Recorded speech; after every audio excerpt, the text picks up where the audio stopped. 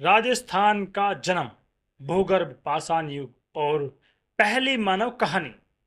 क्या हो अगर मैं आपसे कहूं कि राजस्थान की कहानी राजपूतों से नहीं शुरू होती, न ही किसी राजा, किसी किले या किसी युद्ध से, बल्कि इसकी शुरुआत उस समय हुई थी जब पृथ्वी पर इंसान का नामो निशान तक नहीं था।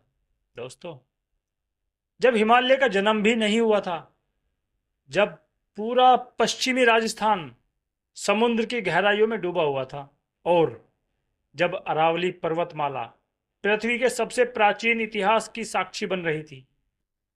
आज हम समय में करोड़ों साल पीछे चलेंगे, उस राजस्थान को देखने जहां न कोई राज्य था और न ही कोई सभ्य था।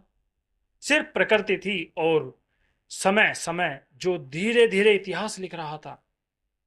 राजस्थान भारत का क्षेत्रफल की दृष्टि से सबसे बड़ा राज्य है, लेकिन इसकी पहचान केवल रेगिस्तान, किलों और राजपूत वीरों तक सीमित नहीं है। यह धरती भारत के सबसे पुराने वैज्ञानिक इतिहास को अपने भीतर समेटे हुए है। आज जिस रेत पर हम चलते हैं, रेगिस्तान, उसकी उम्र हजारों नहीं करोड़ों वर्ष में मापी जाती है। अगर वैज्ञानिकों की बात करते हैं तो वैज्ञानिकों का मानना है कि राजस्थान एक बड़ा भूभाग, लगभग 2 अरब वर्ष पुराने भूगर्भीय इतिहास का हिस्सा है।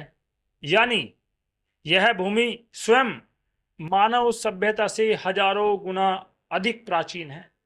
और इस पूरी कहानी के केंद्र में है अरावली पर्वतमाला।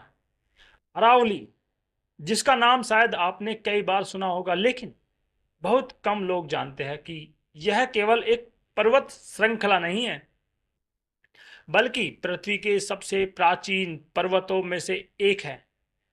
जब हिमालय का अस्तित्व भी नहीं था, तब अरावली इस धरती पर खड़ी थी। करोड़ों वर्षों तक इसने पृथ्वी को बदलते देखा, महाद्वीपों को टूटते भी देखा और ज्वालामुखियों को फटते देखा, जलवायु को बदलते देखा और जीवन को जन्म लेते देखा। लेकिन उस समय का राजस्थान आज जैसा बिल्कुल नहीं था।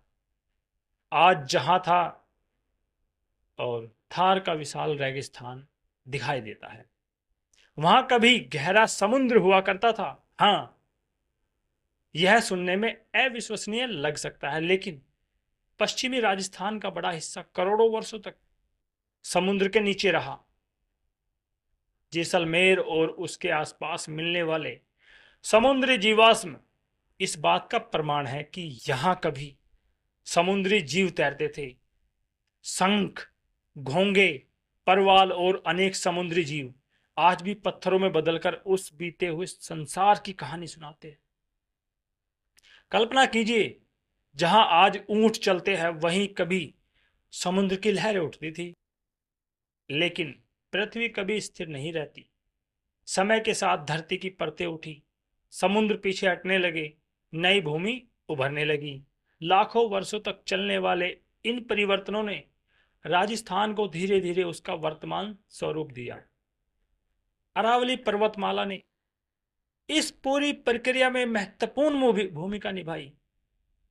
इसी ने नदियों को दिशा तय की, इसी ने जलवायु को प्रभावित किया और इसी ने उन प्राकृतिक संसाधनों को जन्म दिया जो आगे चलकर यहां की सभ्यताओं की नींव बने। राजस्थान की धरती केवल रेत से नहीं बनी, यह तांबा, जस्ता, सीसा, संगमरमर, ग्रेनाइट और अनेक बहुमूल्य खनिजों से समृद्ध है।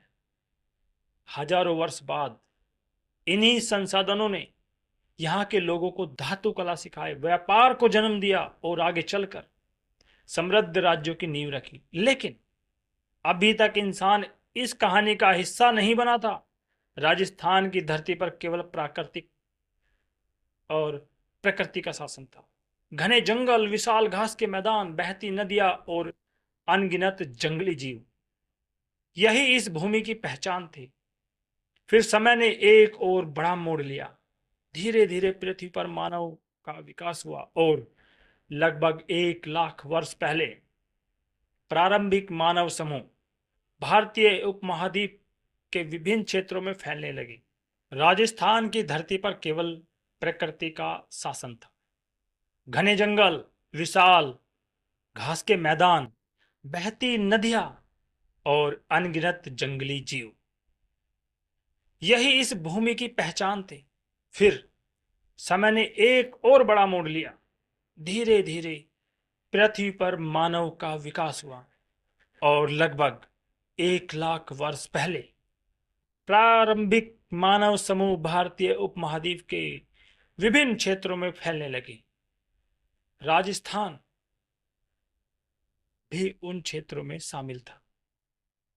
सोचिए आप उस समय की बात क्या रही होगी, कैसी होगी, और जहां मानव ने अपने जीवन की पहली कहानियां लिखना शुरू की, उस समय का इंसान कैसा रहा होगा, किस स्थिति परिस्थिति में रहा होगा। सोचिए जरा। न वो राजा था और न ही किसान था और न ही व्यापारी, वह केवल एक शिकारी था।